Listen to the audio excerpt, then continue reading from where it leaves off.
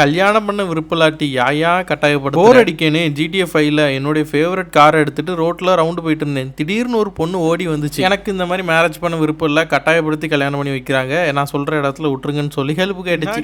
இவளை கல்யாணம் பண்ண ட்ரை பண்ணணும் வாரான், கார்லாம் வந்தா அவன் காரு ஆக்சிடென்ட் ஆகி தீ பிடிச்சிட்டு. ஸோ அதுல இருந்து இறங்கி அடுத்து ஓடி வாரான். நான் எத்தனை மலை 2-3 மலை ஏறி வந்துட்டேன். பின்னாடி ஓடி வந்துட்டே இருக்கான். ஆனா செம்ம லவ்ங்க அவனுக்கு இவன் மேல. என் கேர்ள் ஃப்ரெண்டை என்கிட்ட கொடுத்துரு அப்படின்னு சொல்லிட்டு ஓடி வரான்.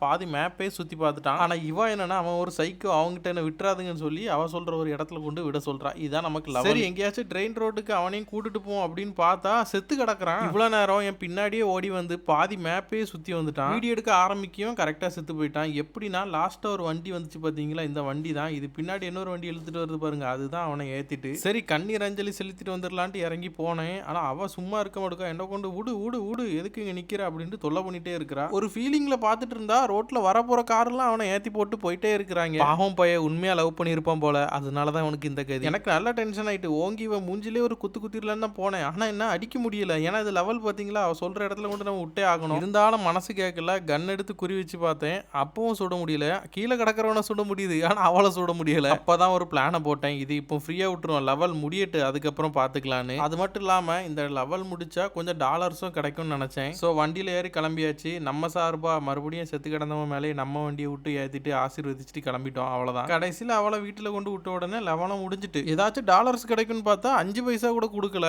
சரி இதாண்டா வாய்ப்பு அப்படின்ட்டு கன்னை தூக்கிட்டு ஒரே போட்டு தள்ளியாச்சு. இந்த வீடியோ பார்க்குற நீங்கள் என்ன பண்ணுறீங்க? அப்படியே இந்த வீடியோக்கு ஒரு லைக் கொடுத்து நம்ம சேனலை சப்ஸ்கிரைப் பண்ணிக்கோங்க. அடுத்த வீடியோவில் சந்திக்கலாம்.